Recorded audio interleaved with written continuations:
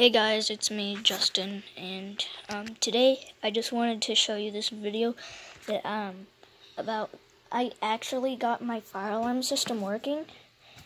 I don't have the batteries connected. Hold on. So I realized that I could actually power it with two 9-volt batteries. You could also normally this hold on. The Simplex Truler is, sorry if my camera will focus. Alright, you can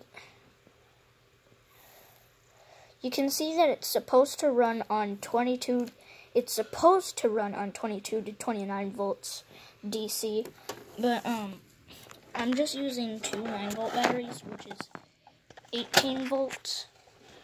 And I'm only using 18 volts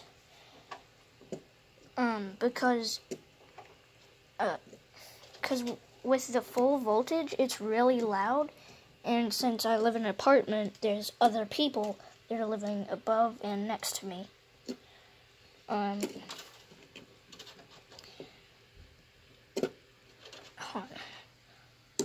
Alright, so I got the batteries connected, and I just gotta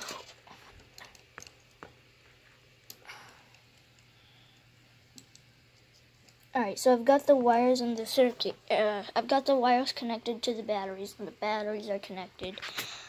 It's still gonna be a little loud, but it's not gonna be too loud. That's what I said earlier, because I don't want to annoy my neighbors.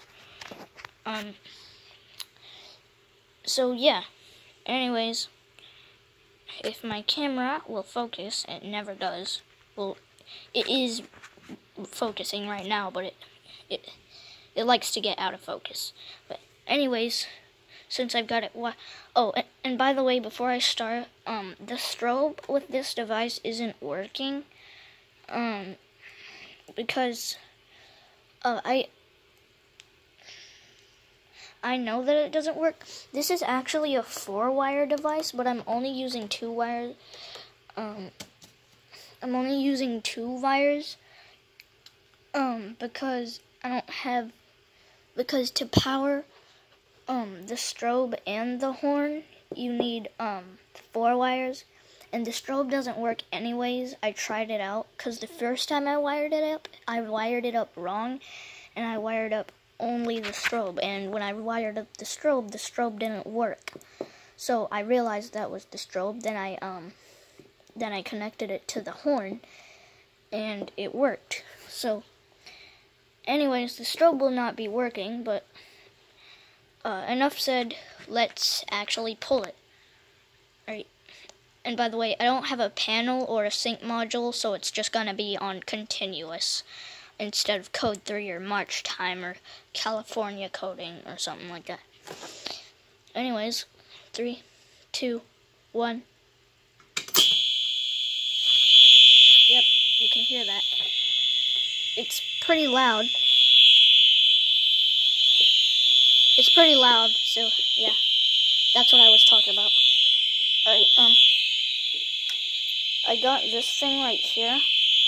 Well, I've actually had it. It was in my screwdriver set. I can just go ahead and unlock this. Hold on. So I can reset it. Hold on.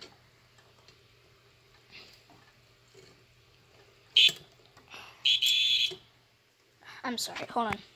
Okay, so now that you've heard it, yeah, that's pretty much it. I've reset it, because when it's going off, it goes off because the button is open. Because, hold on, I'll turn it off a second, and I'll show you how it works. Because when it's open, or pulled, it releases this button. And because when that button is pushed in, it stops the current of electrical flow, which stops the fire alarm from going off. when it's pushed in, but when it's outward, it lets the flow through, and that allows the fire alarm to sound. And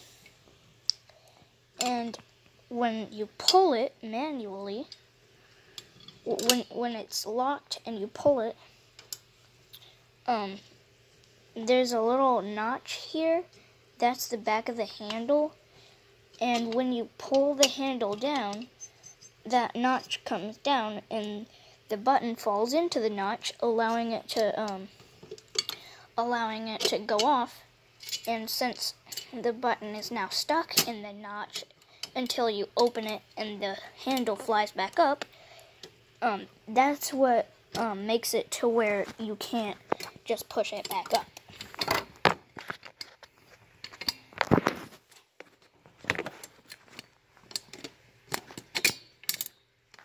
Okay, so yeah, that's my fire alarm setup. Thank you for watching. Sorry, I had to pause the video because my dad called me. But anyways, I'm back. As I was saying, thank you for watching. Please like and subscribe, and maybe comment. You don't have to, but I mean, I would appreciate it if you did. Anyways, bye.